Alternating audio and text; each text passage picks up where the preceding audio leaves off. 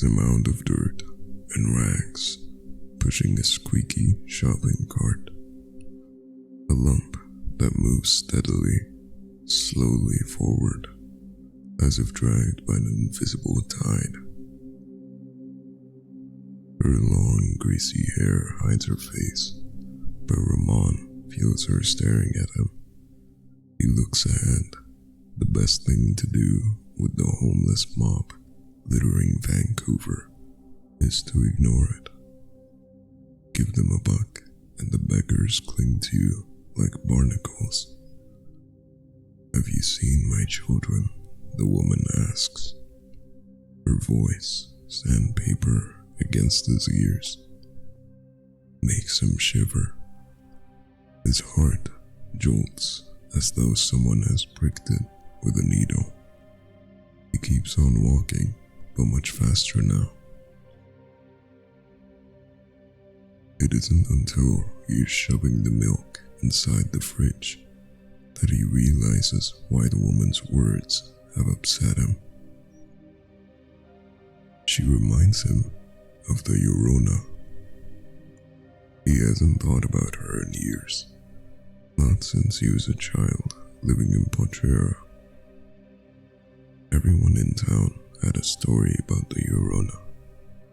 The most common tale was that she drowned her children in the river and afterwards roamed the town, searching for them at night. Her pitiful cries are a warning and an omen. Camilo, Ramon's great-uncle, swore on his mother's grave that he met this ghost while riding home one night. It was the rainy season when the rivers overflow, and Camilo was forced to take a secondary, unfamiliar road. He spotted a woman in white bending over some nopales at the side of a lonely path. Her face was covered with the spines of the prickly pears she had savagely bitten. She turned around and smiled. Blood dripped from her open mouth and stained her white shirt. This was the kind of story the locals whispered around Potrero. It was utter nonsense, especially coming from the lips of a chronic alcoholic like Camilo. But it was explosive stuff for an 8-year-old boy who stayed up late to watch black and white horror flicks on the battered TV set. However, to think about the Llorona, there in the middle of the city between the SkyTrain tracks and a pawn shop, is ridiculous. Ramon never packed ghost stories in his suitcase, and Potrero and the Llorona are very far away. He sees the homeless woman sitting beneath a narrow ledge, shielding herself from the rain. She weeps and hugs a plastic bag as though it were a newborn. "Have you seen my children?" she asks when he rushes by, clutching his umbrella. Nearby, a man sleeps in front of an abandoned store, an ugly old dog curled up next to him. The downtown homeless peek at Ramon from the shadows as he steps over old cigarette butts. They say this is an up-and-coming neighborhood, but each day he spots a new beggar wielding an empty paper cup at his face. It is disgraceful. This is the very reason why he left Mexico. He escaped the stinking misery of his childhood and the tiny bedroom with the black and white TV set he had to share with his cousins.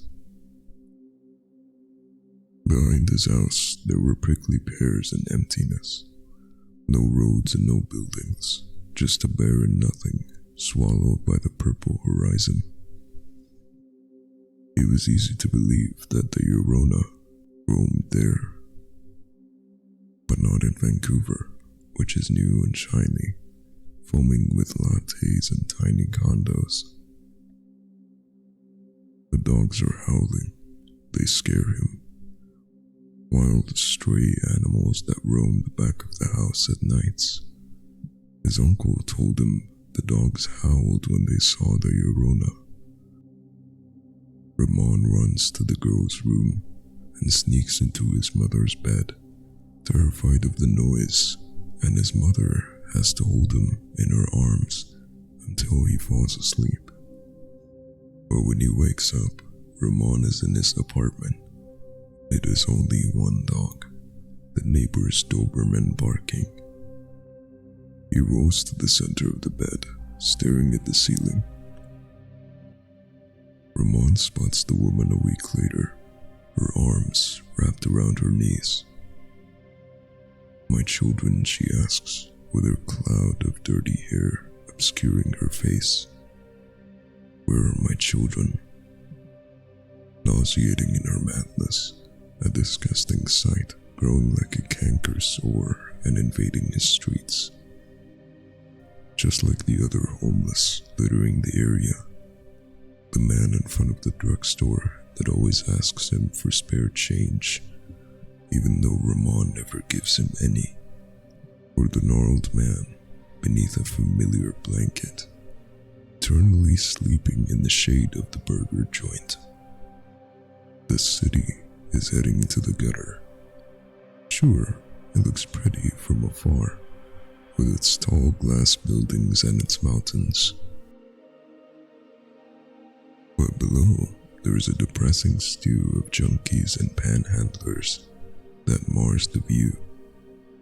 It reminds him of Potrero and the bedroom with the leaky ceiling.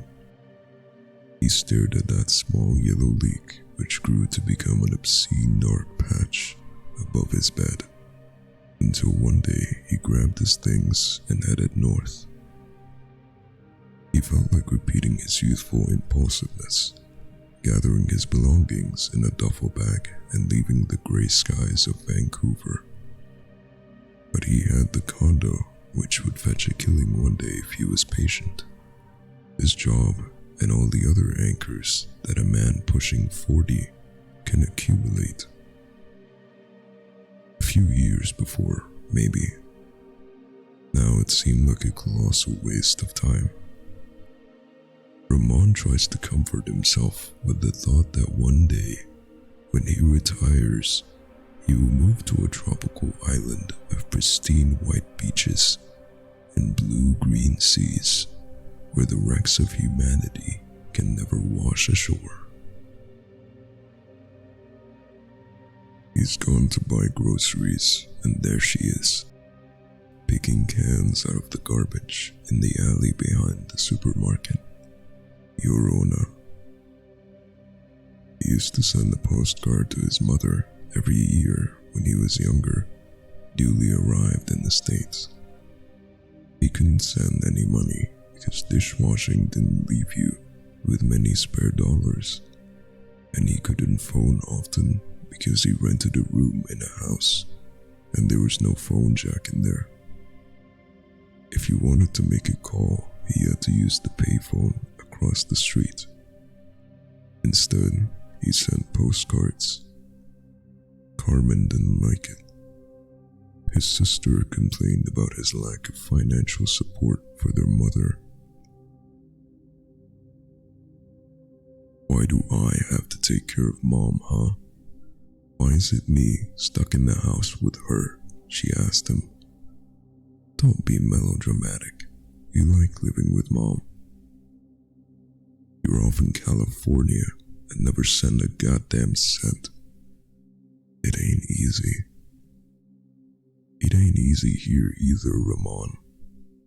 You're just like all the other shitty men, just taking off and leaving the land and the women behind.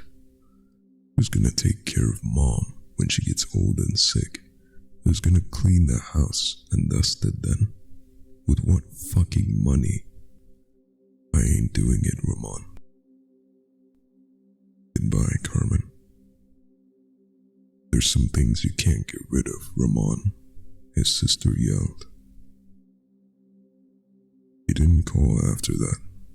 Soon he was heading to another city and by the time he reached Canada, he didn't bother sending postcards.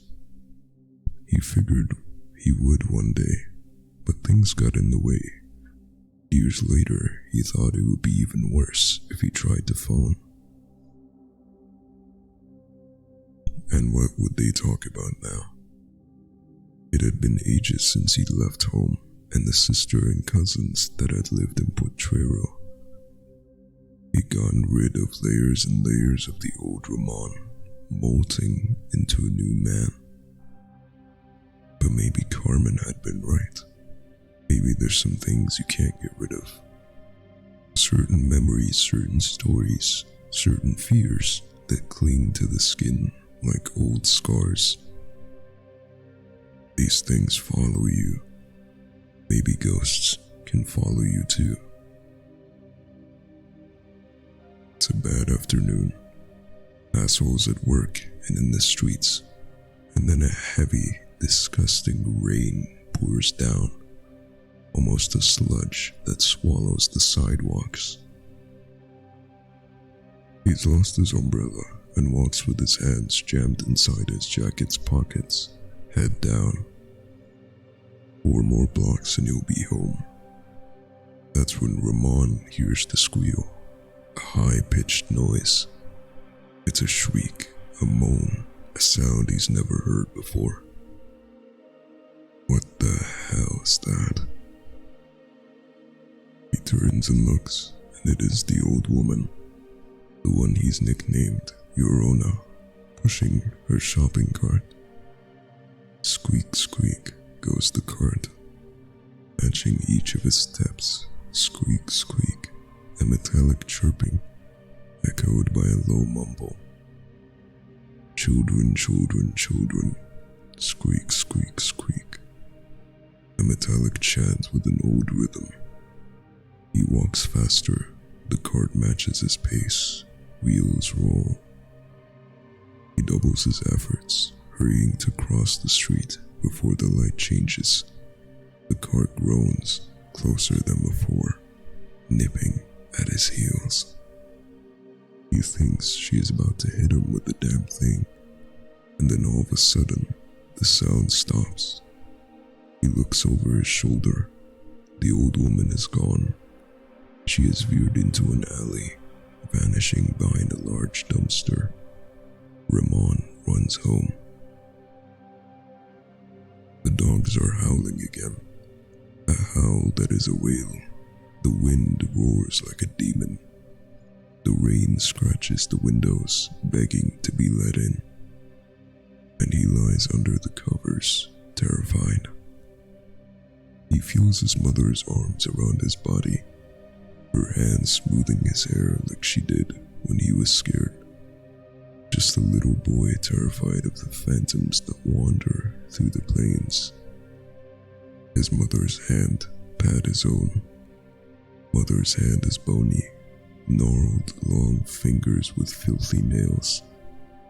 Nails caked with dirt. The smells of mud, putrid garbage, and mold hit him hard. He looks at his mother, and her hair is a tangle of gray. Her yellow smile paints the dark. He leaps from the bed. When he hits the floor, he realizes the room is filled with at least 3 inches of water. "Have you seen my children?" the thing in the bed asks. The dogs howl, and when he wakes up, his face is buried in the pillow. He takes a cab to work. He feels safer that way. The streets are her domain. She owns the alleys.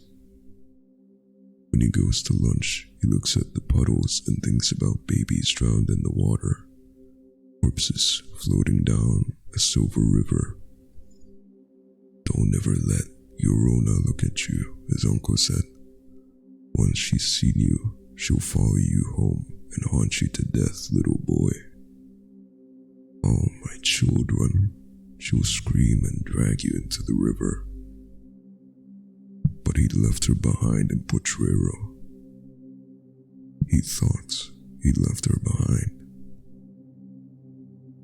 Ramon tries to recall if there is a charm or remedy against the evil spirit. His uncle never mentioned one. The only cure he knew was his mother's embrace. There, little one," she said, and he nested safe against her while the river overflowed and lightning traced snakes in the sky. In the morning, there is a patch of sunlight. Ramon dares to walk a few blocks, but even without the rain, the city feels washed out. Its color has been drained. It resembles the monochromatic images they broadcasted on the cheap television set of his youth. Even though he does not bump into her, the Llorona's presence lays thick over the streets. Pieces of darkness clinging to the walls and the dumpsters in the alleys. It even seems to spread over the people. The glassy eyes of a bidder reflect a river instead of the bricks of the building. He hurries back home and locks the door, but when it rains again, water leaks into the living room. Just a few little drops drifting into his apartment. He wipes the floor clean. More water seeps in like a festering boil, cut open and oozing disease. The Llorona stands guard in the alley. She is a lump in the night, looking up at his apartment window. He feels her through the concrete walls and the glass, looking for him. He fishes for the old notebook with the smudged and forgotten number. The rain splashes against his building, and the wind cries like a woman. The dial tone is loud against his ear. More than 10 years have passed. He has no idea what he will say. He doesn't even understand what he wants to ask. He can't politely request to ship the ghost back to Mexico. He dials. The number has been disconnected. He thinks about Carmen and his mother and the dusty nothingness behind their house. There might not even be a house. Perhaps the night and the river swallowed them. The Llorona comes with the rain. Or maybe it is the other way around. The rain comes with her. Something else also comes. Darkness. His apartment grows dimmer. He remains in the pools of light, away from the blackness. Outside in the alley, the Llorona scratches the dumpster with her nails. The dogs howl. Ramon shivers in his bed and thinks about his mother and how she used to drive the ghosts away. She is sitting next to a heap of garbage in the middle of the alley, water pouring down her shoulders. She clutches rags and dirt and pieces of plastic against her chest, her head bowed and her face hidden behind the screen of her hair. My children. She looks up at him slowly. The rain coats her face, tracing dirty rivulets along her cheeks. He expects an image out of a nightmare, blood dripping, yellow cat eyes or a worn skull. But this is an old woman. Her skin has been torn by time and her eyes are cloudy. This is an old woman. She could be his mother. She might be, for all he knows. He lost her photograph a long time ago and can't recall what she looks like anymore. His mother, who ran her fingers through his hair and hugged him until the ghosts vanished. Now he's too old for ghosts, but the ghosts still come at nights. The woman looks at him, parched, forgotten, and afraid. I've lost my children, she whispers with her voice of dead leaves. The alley is a river. He goes to her, sinks into the muck, sinks into the silvery water. He embraces her and she strokes his hair. The sky above is black and white, like the pictures in the old TV set, and the wind that howls in his ears is the demon wind of his childhood.